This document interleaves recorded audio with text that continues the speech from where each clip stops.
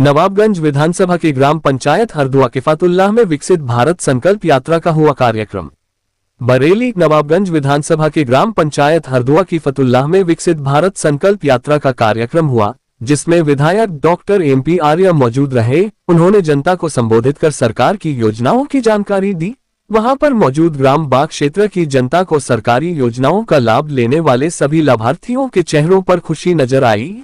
उनको वहां पर सरकार की योजनाओं के संबंध सभी विभागीय कर्मचारी व अधिकारी मौजूद रहे। क्षेत्र की समस्त जनता को सरकार की योजनाओं की जानकारी दी और समस्याओं को सुनते हुए उनका समाधान किया। वही कार्यक्रम में महिलाओं को गोद भराई कर सम्मानित किया और बच्चों को कॉपी किताबें पुरस्कार वितरित किए और घरौली सर्टिफिकेट भी वितरित किए एवं प्रधानमंत्री आवास योजना के तहत लाभार्थियों को आवास की चाबी दी और मासूम बच्चों को अन्नप्राशन कराया और शपथ ग्रहण समारोह एवं राष्ट्रीय गान के साथ कार्यक्रम को अंतिम रूप दिया।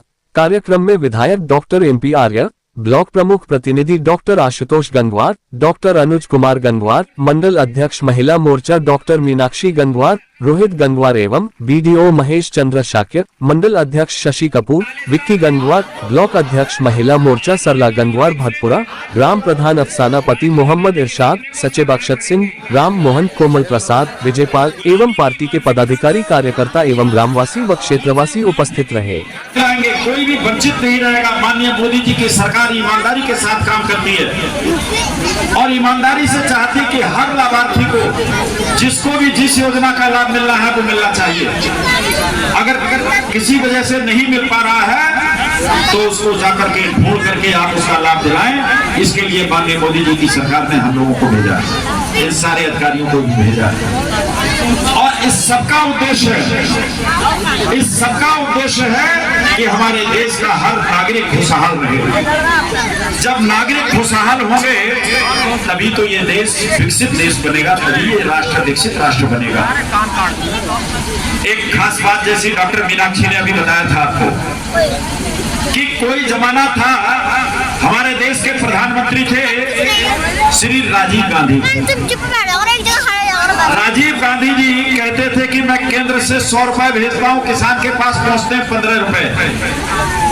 हम उनसे पूछते हैं भैया 85 रुपए कहां जाते हैं? तो मैं आपको बताए भी देता हूं 85 रुपए जाते थे कांग्रेस के नेताओं की जेब में, इन विपक्षी नेताओं की जेब में, जिनकी ईमानदारी की सोच नहीं थी, जिनके मतलब मन में खोट थी, जिनके लिए केवल अपना पेट दिखाई देता था। इस बात की कतई चिंता नहीं थी कि हरदुआ का रोड बन जाए, इसमें पुलियां बन जाए, नाले बन जाए, सड़कें बन जाए। उन्हें कतई चिंता नहीं थी किसी गरीब का पेट भर जाए, किसी गरीब के घर में शौचालय बन जाए, प्रधानमंत्री आवास बन जाए, या किसी परिवार को उज्ज्वला गैस का कनेक्शन मिल जाए, किसी किसान को किसान सम्मान निधि मिल जाए, या किसी बेटी की शादी हो जाए। इसकी उन्हें चिंता नहीं थी। उन्हें चिंता थी तो केवल और केवल अपना पेट भरने की। आज माननीय नरेंद्र मोदी जी की ईमानदार सरकार है जो 100% ईमानदारी के साथ में काम करती है और इसीलिए आज पैसे की कमी नहीं है। सब गरीब कल्याण की योजनाएं चल रही हैं, गरीबों के लिए शौचालय भी बन रहे हैं, प्रधानमंत्री आवास भी बन रहे हैं, उज्ज्वला योजना के कनेक्शन भी दिए जा रहे हैं, किसान सम्मान निधि भी दी जा रही है और गरीब बेटियों की सामूहिक विवाह के तहत शादियां भी की जा रही हैं। और सुनिधि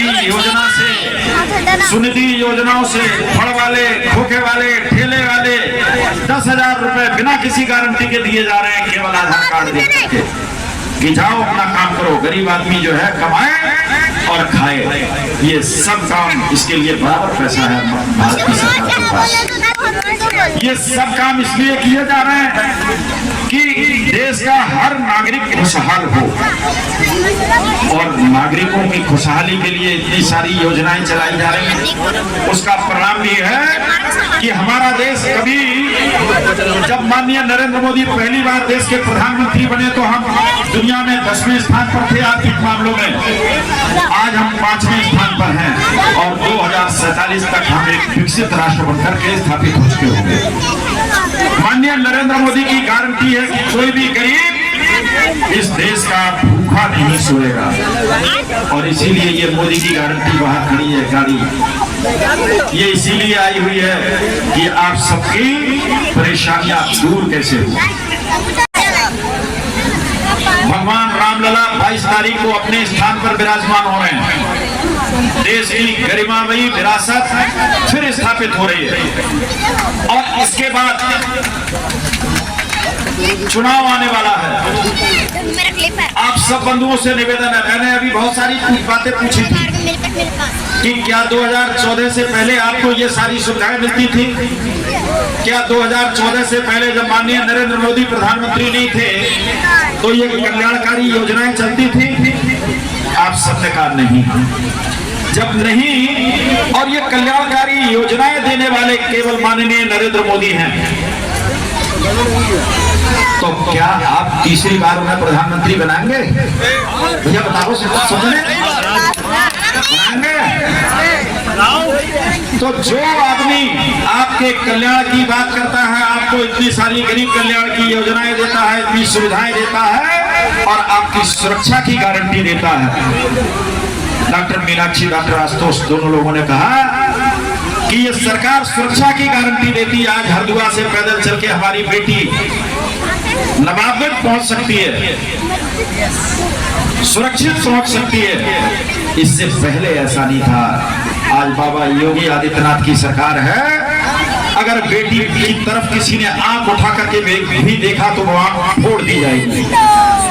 और इसीलिए फिर से आप सबसे निवेदन करता हूं, आप सबसे प्रेम और आशीर्वाद की कामना करता हूं कि फिर से माननीय नरेंद्र मोदी जी को तीसरी बार प्रधानमंत्री बनाना है और हमारे लिए माननीय संतोष गंगवार ही मोदी जी हैं, उन्हीं को जिता दियो। मोदी जी अपने आप बन जाएंगे। आप सबका बहुत बहुत धन्यवाद। जय हिंद।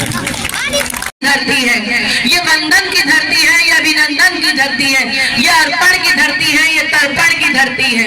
यहाँ कंकड़ कंकड़ में शंकर है,